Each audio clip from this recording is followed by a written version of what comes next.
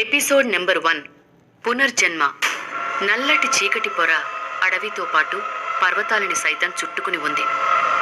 ఎగిసిపడే అగ్ని జ్వాలలు అగ్ని పూలను వెదజల్లుతూ భయంకర నాట్యం చేస్తున్నాయి. ఈ బీభత్సానికి పర్వత శ్రేణులు అదిరిపడుతున్నాయి. ఇలాంటి ఘోర దృశ్యాన్ని చూసి కూడా ఓ 14 ఏళ్ల పాప ఒక చేతిలో కాగడా పట్టుకొని తెలియని ఆనందంతో చుట్టూ చూస్తూ ముందుకు అడుగులు వేస్తోంది. ఆకలితో రగులుతున్న జ్వాలలు అక్కడున్న చెట్లు చేమలను ఒక్కొక్కటిగా స్వాహా చేస్తున్నాయి.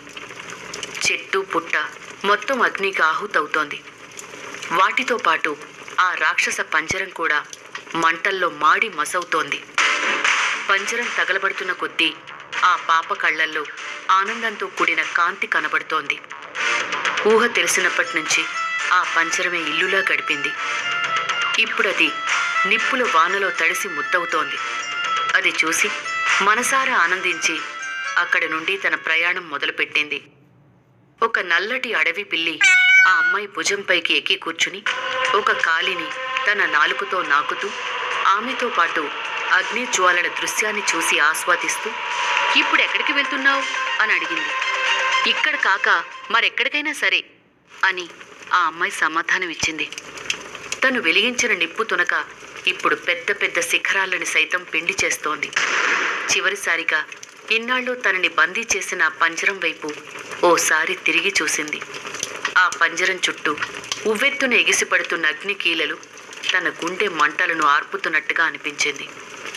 కాళ్లకున్న సంకెళ్ల వల్ల అడుగులు ముందుకు పడటం కష్టంగా ఉన్నా పంజరం నుండి తప్పించుకున్నాను అనే ఆనందంలో ఆ సంకెళ్ళు ఆ పాప ప్రయాణాన్ని ఆపలేకపోతున్నాయి. అప్పుడే నింగికి ఎగిసిపడుతున్న మంటలు, దద్దరిల్లుతున్న ఆర్తనాదాల మధ్య నుండి సగానికి పైగా కాలి మంటల్లోంచి ఒక వ్యక్తి బయటికి వచ్చాడు. మంటల్లో కాలిపోతున్న కళ్లల్లో బెరుకు, పగ, కోపం అన్నీ స్పష్టంగా ఆ వ్యక్తిలో కనిపిస్తున్నాయి.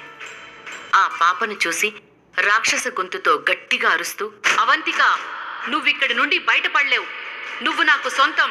రా, నా దగ్గరికి రా, నాలో కలిసిపో, తిరిగి రా అని గట్టిగా అరిచాడు. ఆ వ్యక్తి పెద్ద పెద్దగా ఏడుస్తూ, నన్ను వదిలి వెళ్లకు, నువ్వు నా నుంచి ఎక్కడికి వెళ్ళలేవు, నిన్ను వెళ్ళనివ్వను అవంతిక అన్నాడు. శరీరాన్ని మంటలు కాల్చేస్తున్నా కాలుతున్న వ్యక్తి నుండి మరోసారి ఆమె పేరు వినపడటంతో ఆగింది. ఆమె వెనక్కి తిరిగి, నువ్వు చస్తున్నావు, నేను బ్రతకబోతున్నాను అని చాలా గట్టిగా అరుస్తూ చెప్పింది.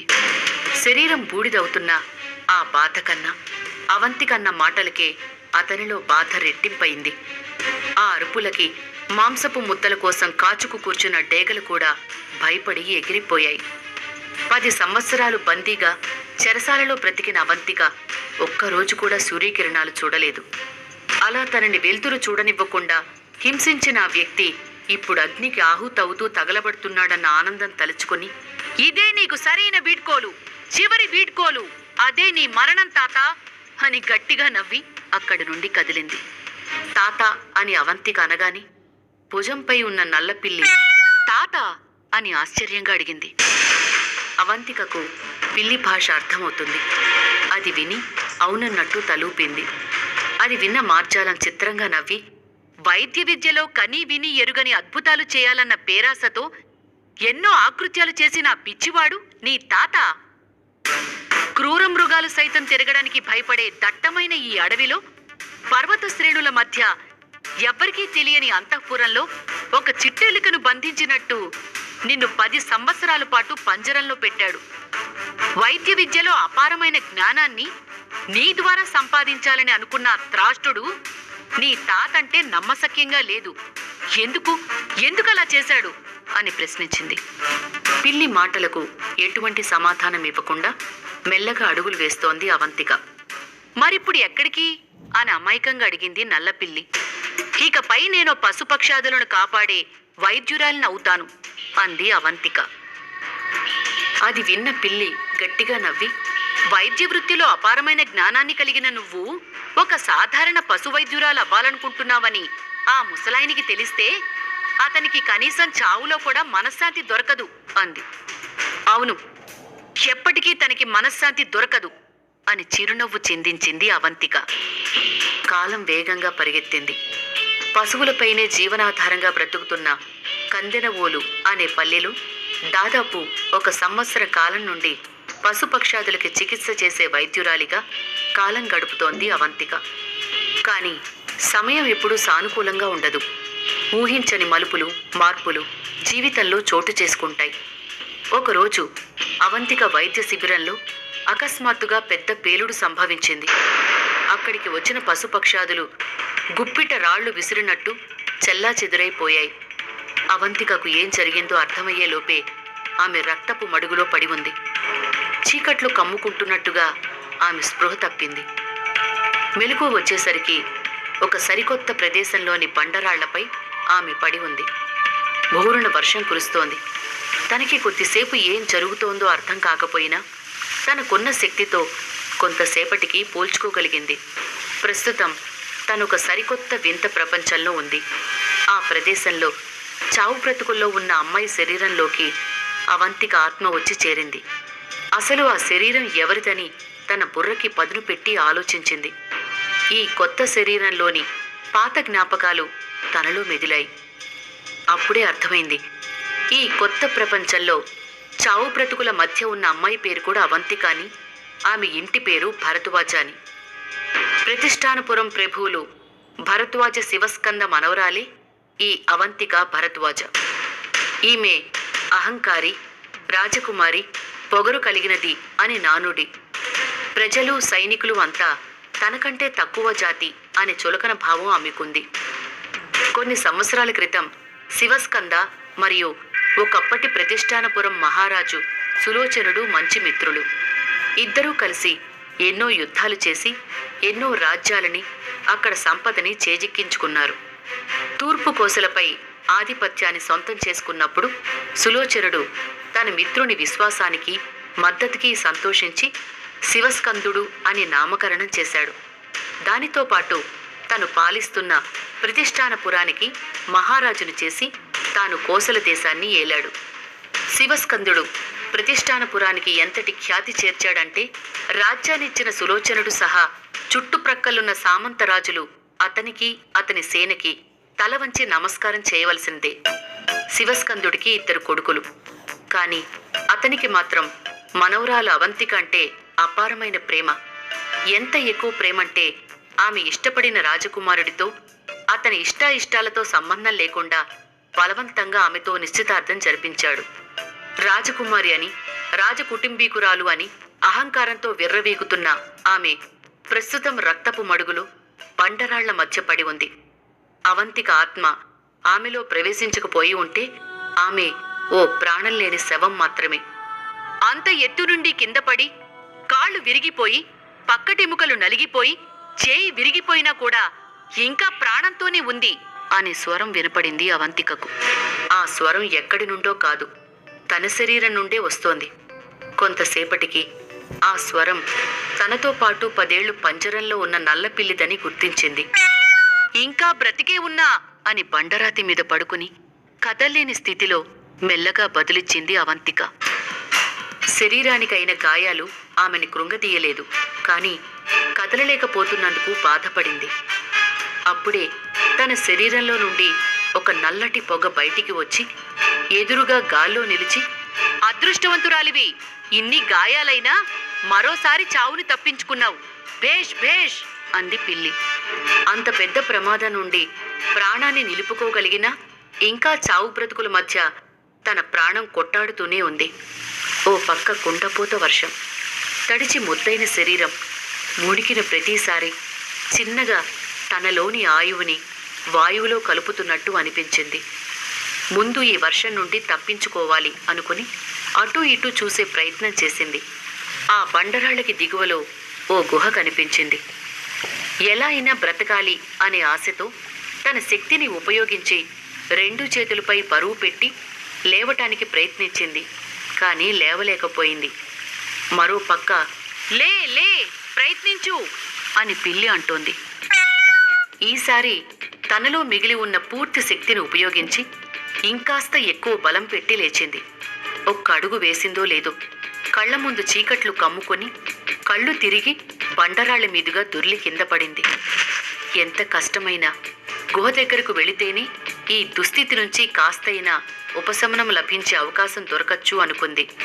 శరీరం ఏమాత్రం సహకరించకపోయినా కష్టంగా మళ్లీ లేచే ప్రయత్నం చేసింది. ఒక్కో అడుగు వేస్తూ ముందుకు నడిచింది. బలవంతంగా తన శరీరాన్ని కదల్చటానికి శతవిధాలా ప్రయత్నించింది. వెళ్ళు వెళ్ళు, ఆగద్దు, వెళ్తూనే ఉండు అవంతిక, నీపై నాకు నమ్మకముంది, నువ్వు వెళ్ళగలవు అంటూ ఎగతాళిగా అంటూ నల్లపిల్లి ప్రోత్సహిస్తోంది. శరీరమంతా నొప్పులతో మొహమంతా దిగాలుగా మారిపోయింది. నీరసంగా వచ్చి ఆ గుహ పక్కనే ఉన్న మరో బండరాయి కానుకుని నిలబడింది. ఏంటి, మళ్ళీ బండరాయేనా నీకు తోడు? నువ్వు చెయ్యాలి అనుకున్నదేదో చెయ్యి, ఎందుకిలా నీరసించిపోతావు అంది నల్లపిల్లి. ఇంతలో ఆ గుహ లోపల నుంచి భయంకరమైన శబ్దం వినిపించింది. ఎవరో రాక్షసుల్లా అరుస్తున్నాడు. ఇంతకీ ఎవరతను అని అడిగింది పిల్లి. వెళ్ళి చూడు, నాకేం తెలుసు, నువ్వు కనీసం లోపల దాకా వెళ్ళి చూడగలవు అంది అవంతిక. తనకి వైద్యం తెలుసు, కానీ అలాంటి ప్రదేశంలో తనని తాను నయం చేసుకునే అవకాశం కనబడటం లేదు. సహాయం చేయటానికి పక్కన ఇంకెవరైనా ఉంటే బావుండేది అని ఆలోచిస్తోంది అవంతిక. ఇక లోపలికి వెళ్లి తిరిగొచ్చిన పిల్లి అక్కడెవరూ లేరు అని చెప్పింది. కొద్దిసేపటి క్రితమే వినిపించిన ఆ రాక్షసుడి గొంతు తన భ్రమేమో అని అనుకుంది అవంతిక. బయట ఇంకా వర్షపు తాకిడికి విపరీతంగా చలి వేస్తోంది. లోపలికి వెళ్లటం తప్ప మరో మార్గం లేదు. అవంతికతో పాటే పిల్లి కూడా లోపలికి వెళ్ళగాని నువ్వు చావబోతున్నావు అన్న భీకరమైన శబ్దం వినిపించింది. కానీ ఎక్కడి నుండి వినిపిస్తోందో అర్థం కాలేదు. ఆ అరుపు భ్రమ మాత్రం కాదని స్పష్టమైంది. నువ్వు చావబోతున్నావు, నా చేతుల్లో నీ చావు తథ్యం అంటూ మరోసారి వినిపించింది. ఈసారి ఆ శబ్దం మరింత గట్టిగా, బాగా దగ్గరగా వినిపించింది. గుహలోని చీకటి వల్ల అతని రూపం మాత్రం కనిపించటం లేదు. అతని అరుపులు మాత్రం వినిపిస్తూనే ఉన్నాయి. ఇంకొన్ని క్షణాలకి ఆ అరుపులకి తోడు గొలుసుల శబ్దాలు వినిపించటం మొదలైంది. ఇతన్నెవరో ఇక్కడ బంధించినట్టుగా ఉన్నారు, బయట ఎవరో ఉన్నారని తెలిసి అరిచినట్టుగా ఉన్నాడు ఆలోచనగా అంది పిల్లి. సహాయం కోరేవాడైతే మరి చావబోతున్నావు అంటూ ఎందుకు భయంకరంగా అరుస్తున్నాడు అనుమానంగా అడిగింది అవంతిక. బహుశా అతని శత్రువులం అనుకుని ఉంటాడేమో, అతన్ని బంధించిన కోపంతో మనల్ని శిక్షించాలని అనుకుంటున్నాడేమో అని తనకు తోచింది చెప్పింది పిల్లి. విషయం ఏమిటో తెలుసుకోవాలని ఒంట్లో శక్తి లేకపోయినా నిన్నెవరు బంధించారిక్కడ, మేము నీ శత్రువులం కాదు అని గట్టిగా అరిచి చెప్పింది అవంతిక. బందీగా ఉన్న అతనికి తన సాయం ఎంత అవసరమో ఈ పరిస్థితిలో తనకి కూడా ఆ బందీ అవసరం అంతే ఉంది. ఈ గొలుసులా ఆ అరుస్తూ వాటిని కాళ్లతోనే విరగొట్టేసే ప్రయత్నం చేస్తున్నాడు అతను. ఆ శబ్దానికి అతను ఎటువైపు ఉన్నాడో అర్థమైంది. కాస్త ముందుకు వెళ్ళి చూస్తే అతను కనిపించాడు. ఆ గొలుసుల వల్ల ఎటూ కదల్లేకపోతున్నాడు. ఆ బాధతోనే అలా గట్టిగా అరుస్తున్నాడు. నువ్వు నాకు సహాయం చెయ్యి, నా పరిస్థితి దారుణంగా ఉంది, క్షణక్షణానికి నాలో శక్తి క్షీణించిపోతోంది, ఎలాగైనా కష్టపడి నీ గొలుసులు తీసేస్తాను, నీకు స్వేచ్ఛ దొరుకుతుంది, నువ్వు నాకు సహాయం చేయగలవా అని దీనంగా అడిగింది అవంతిక. ఆ స్వరంలో అతనికి సహాయపడతానని చెప్పటం కన్నా అతని నుంచి సహాయం కోసం వేడుకున్నట్లే ఉంది. అతనేం మాట్లాడలేదు. మౌనానికి అర్థం అంగీకారమే, నువ్వు ఒప్పుకున్నావని అనుకుంటున్నాను అంటూ దగ్గరగా వెళ్ళింది. అతను అరుస్తూ అవంతికను భయపెట్టడం మానేశాడు. తన జడలోంచి పెద్ద పిన్ను ఒకటి బయటికి తీసి ఆ గొలుసులకి వేసి ఉన్న తాళాలను తెరిచే ప్రయత్నం చేస్తోంది అవంతిక. అవంతిక, చూస్తుంటే నువ్వు వైద్యురాలిలా కనబడటం లేదు, ఒక దొంగలాగా అనిపిస్తున్నావు, నీకు ఇలాంటి పనుల్లో కూడా ప్రావీణ్యం ఉందా ఏమిటి ఎగతాళిగా మాట్లాడింది పిల్లి. అవంతిక దాని మాటల్ని పట్టించుకోలేదు. కొంతకాలం క్రితం అంతఃపురంలో ఎవ్వరికీ తెలియకుండా ఒక రహస్య గదికి వెళ్లాలనుకున్నప్పుడు తనిలా జడపిన్నుతోనే ఆ గది తాళాన్ని తీసింది. ఒక్కసారి అలా ప్రయత్నించగానే తాళం సునాయాసంగా తెరుచుకోవటం తనకింకా గుర్తుంది.